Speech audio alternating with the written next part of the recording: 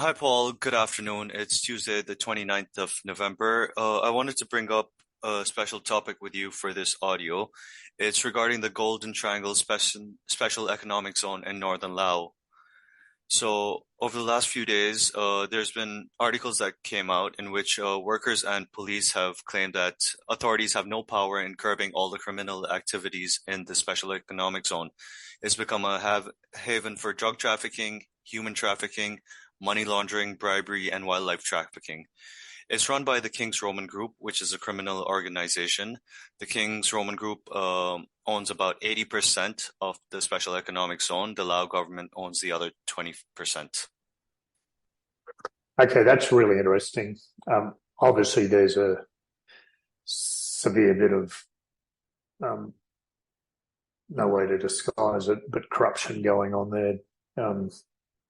I mean, when you've got across the border the Wa State Army basically wanting to legitimise themselves and move down a path of interdicting illegal wildlife trade, when it takes a state army in a geography nearby to basically say we want to stop the pathways of wildlife going into that special economic zone, where literally animals are butchered, they're cut up, they're used to serve rich fat, often is corrupt officials gambling.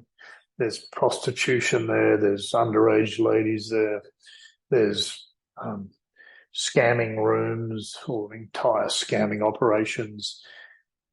It's kind of ironic that the police and employees would talk about it and expect the Lao government to do something about it. I'd suggest it's a cry for help from the international community. That special economic zone in Laos is one of the most absurd issues I've ever seen in my life, and it's startling when you see it, how just blatant it is, and none of the authorities can do anything about it. And of course, all the UN agencies with their usual level of toothless tigers. What is of great interest is the background of it. It used to be up further north within Myanmar, and it was a massive casino run by the same chap. It only moved to the special economic zone when he was basically closed down, and he was closed down by China coming in, placing pressure on Myanmar and threatening to do so by force if they had to, because their own officials were going and gambling and partaking in the pleasures of that area, tiger leg soup and various aphrodisiacs that they believe in, as well as the prostitution and the insidious gambling, and even purchasing and reselling wildlife that was being bred there. After the closure, they moved it into Laos, and of course, you don't set up a special economic zone without very close linkages with the government and without lots and lots of approvals. So thanks for raising this to my attention. It's very much on my radar at the moment, because I'm looking very closely on Wa State Army looking to legitimise, and obviously they've been tarnished with being involved in narcotics, but interestingly, they've never been involved in narcotics for narcotics' sake.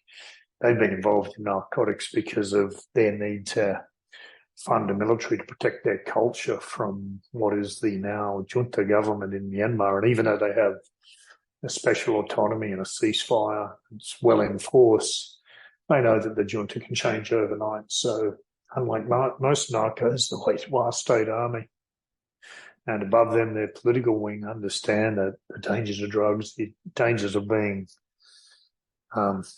linked to them, but they had to do what they had to do to survive. I would suggest that despite, the Myanmar junta doing a show of force and burning drugs on National Anti-Narcotics Day and all the banging on that the UN do, I think the most effective in probably interdicting and disrupting the SEZ, it's going to be the Wa State Army, as sad as that is.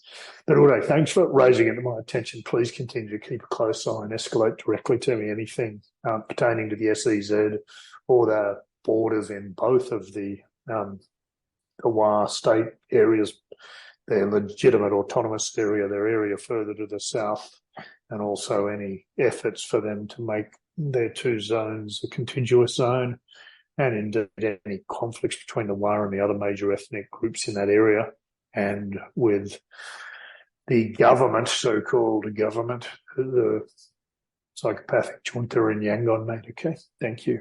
Yeah, definitely, Paul. We'll keep you up to date with all of that. Thanks a lot for your insight on this. Appreciate it. You too. Thanks for raising it. Cheers. Bye.